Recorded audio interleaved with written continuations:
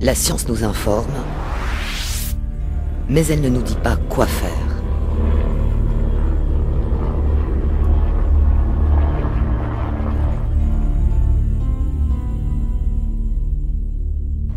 Les scientifiques du monde entier travaillent depuis des années pour étudier tous les aspects du changement climatique et essayer de comprendre dans quelle mesure il est dû aux activités humaines. Le réchauffement global signifie que les températures moyennes augmentent sur toute la surface du globe. En conséquence, le climat change.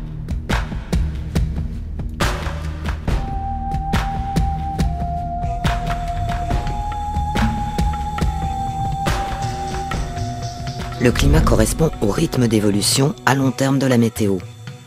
Par suite du réchauffement global, ces rythmes changent, ce qui affecte les êtres humains et la nature de multiples façons.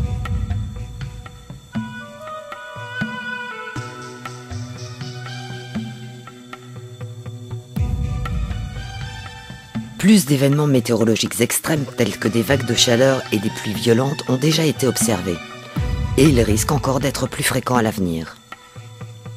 Pour les mêmes raisons, les glaces fondent et le niveau des mers monte. Des millions de personnes sont menacées par la montée du niveau des océans et par des événements météorologiques extrêmes. Les populations pauvres des pays pauvres sont les plus vulnérables. Elles sont généralement tributaires de modes de vie traditionnels. Certaines plantes et certains animaux ne peuvent pas s'adapter à ces changements. Dans certaines régions, la sécheresse ou les inondations obligeront les populations à migrer. Les habitants des pays plutôt froids tireront profit d'un climat plus chaud. Le coût du chauffage des bâtiments diminuera. Dans les régions disposant d'assez d'eau et de nutriments, les récoltes seront plus abondantes si la température monte, et la saison propice sera plus longue.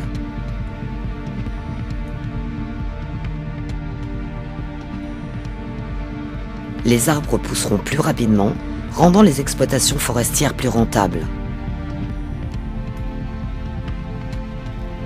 Dans certaines régions, le réchauffement sera également bénéfique à la santé des populations.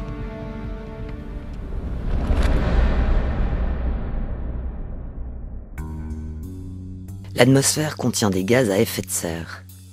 On les appelle ainsi car ils assurent la même fonction que le toit d'une serre. Ils emprisonnent la chaleur et maintiennent notre planète à des températures chaudes et stables. L'équilibre entre l'énergie venant du Soleil et l'énergie dégagée par la Terre est finement régulé.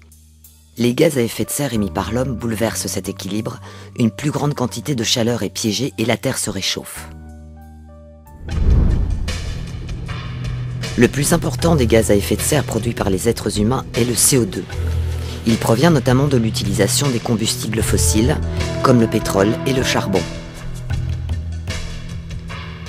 Du fait des activités humaines, la concentration en CO2 a augmenté d'un tiers. La plus grande part du réchauffement global observé depuis 1950 est due à des gaz à effet de serre émis par l'homme. Les scientifiques estiment aujourd'hui extrêmement improbable que le réchauffement actuel ne soit que le résultat d'une variation naturelle du système climatique.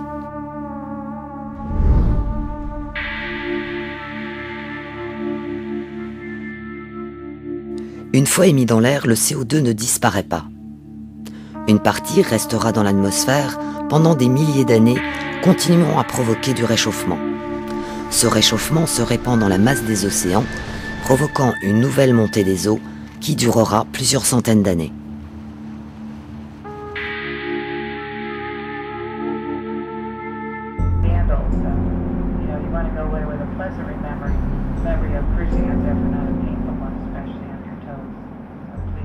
Si les émissions de gaz à effet de serre se poursuivent au rythme actuel et en l'absence de nouvelles politiques supplémentaires, le monde va subir un réchauffement supérieur à 4 degrés. Les impacts négatifs se multiplieront.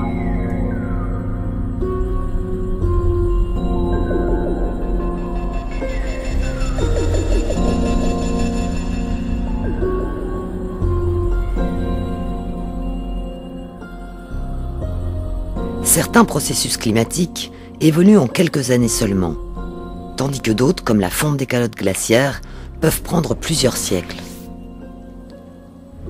Tous les pays doivent s'adapter aux futurs changements climatiques et certains ne parviendront pas à résoudre les problèmes.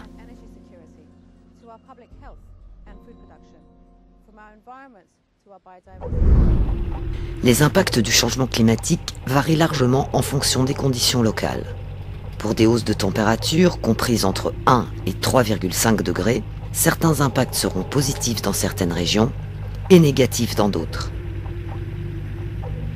Les impacts négatifs seront pires dans les régions tropicales, subtropicales et polaires, tandis que les impacts positifs seront plus courants dans les régions tempérées. Cependant, si la hausse atteint environ 2,5 à 3,5 degrés, il est fort probable que toutes les régions subissent plus de conséquences négatives que positives. Aux environs de 4,5 degrés, le coût économique mondial pourrait représenter entre 1 et 5% du PNB mondial, avec des pourcentages supérieurs dans les pays en voie de développement. Les bénéfices nets concerneront surtout les pays prospères. Normalement, ces pays peuvent supporter le coût des adaptations nécessaires. Par contre, les pays pauvres auront besoin d'une aide financière pour y parvenir.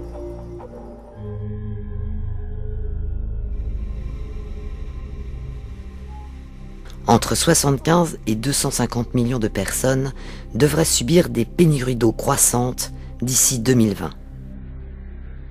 Le rendement des cultures pluviales pourrait diminuer de moitié dans certains pays d'Afrique, tandis que le manque d'eau entraînera d'autres changements climatiques.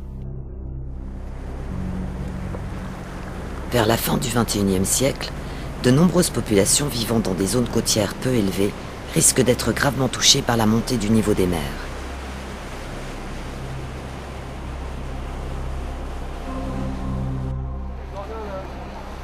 L'eau potable pourrait devenir rare dans le centre, le sud, l'est et le sud-est de l'Asie. Les nombreux habitants des grands deltas fluviaux seront menacés par des inondations plus fréquentes. La croissance rapide des villes, des industries et des économies entraînera une raréfaction des ressources naturelles et des problèmes environnementaux qui devraient s'intensifier sous l'effet du changement climatique.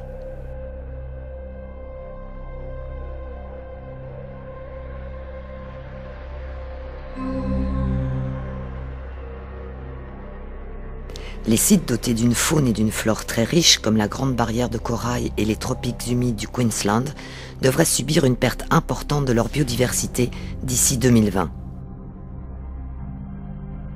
Vers 2030, les problèmes d'approvisionnement en eau devraient s'aggraver dans le sud et l'est de l'Australie, ainsi que dans le Northland et dans certaines régions de l'est de la Nouvelle-Zélande. En Europe, le risque des crues soudaines à l'intérieur des terres, d'inondations côtières et d'érosion figure au nombre des impacts négatifs.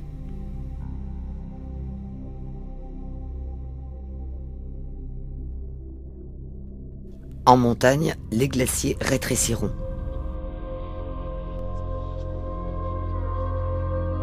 En Europe du Sud, les températures élevées et la sécheresse devraient entraîner une baisse des réserves d'eau, de la production hydroélectrique, du tourisme estival et de la productivité des cultures.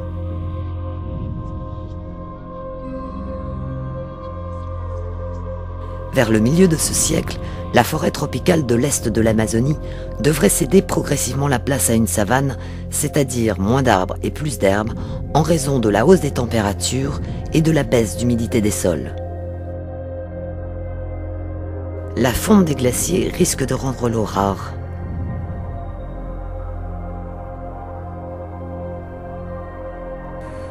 Tandis que la productivité de certaines cultures substantielles et du bétail devrait diminuer.